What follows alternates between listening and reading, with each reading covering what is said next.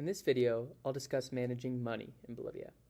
Your team is responsible for planning and managing budgets and expenses. More extensive information is available in the fundraising course on BridgeEDU. There are, however, a few options for managing money in country, and depending on what you intend to use it for, these are all discussed below. I'll start with local currency. Most of your financial transactions in country will be conducted in cash in Bolivian currency, and you should make sure you have plenty to cover all of your expenses. High-end supermarkets, restaurants, and hotels in major cities may accept credit cards, but most businesses will not. In rural areas, you will not be able to use cards for anything. It's difficult to obtain Bolivian currency outside of Bolivia. The best way to obtain local currency is to withdraw it from an ATM upon arrival or carry USD and change it at a currency exchange, Casa de Cambio. Many consider withdrawing cash from an ATM to be the easiest option. ATMs are common at airports and in the cities, and depending on your bank, it may be the best to withdraw as much money as possible at once in order to avoid multiple international fees. You will not be able to find ATMs once you leave the city for rural areas. You will obtain the best exchange rate by carrying cash and changing it in country, although this option is more time consuming. It is possible to change European or Canadian currency in Bolivia, but it's much easier to change USD, and the exchange rate will be significantly better for USD than for cash from any other country.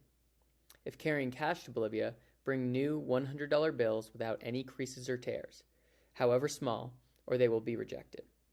There are casas de cambio in all major cities in most airports in Bolivia. They'll be open during standard work hours from Monday through Friday and until noon on Saturday, so do not plan to change cash if you will only be in a city on Sunday or Saturday afternoon. Receipts. Always keep all receipts. These will be important if your university is reimbursing you, your sponsors want to know where the money went, etc. Not all vendors will be able to provide receipts in rural areas, in which case it's helpful to keep your own ledger of money spent. You may also buy a receipt book while in the city for less than $1 and write your own receipts for vendors to sign. Regarding medical bills, if you incur any medical bills in country, no matter how small, make sure to save your receipts. Any payment and insurance claim requires good detailed documentation. Make sure everything is documented very well. When did the symptoms start? Did anything in specific cause the injury or illness? Was any treatment attempted beforehand? Times and dates of developing symptoms. If this is done properly, it can speed up the reimbursement from your insurance company or even make or break the reimbursement itself. If you take an ambulance, many insurance providers will require a doctor's note from the first medical practitioner you see justifying the need for an ambulance.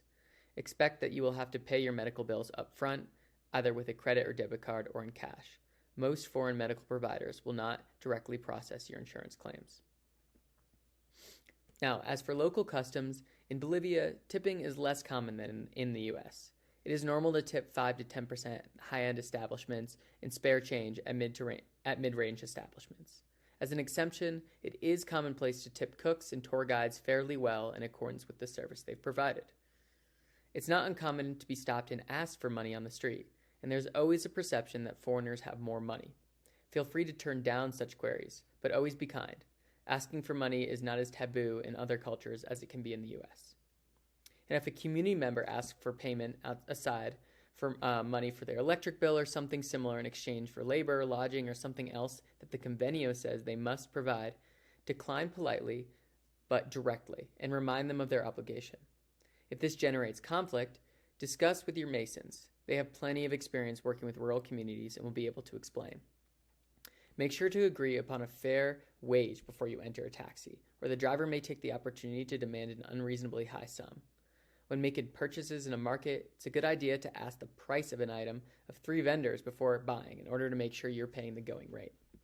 Finally, generally, it is important that at least one person in your group has a significant amount of cash on them for medical and general emergencies. The last thing you will want to think about when you get very sick is how, when, or where to get some cash. Preparing for this on the front end can make the overall experience less miserable and less terrifying. Also, don't forget to let your credit and debit card companies know you're traveling, so they don't block your card. This isn't always necessary, but it's worth trying. It only takes a moment.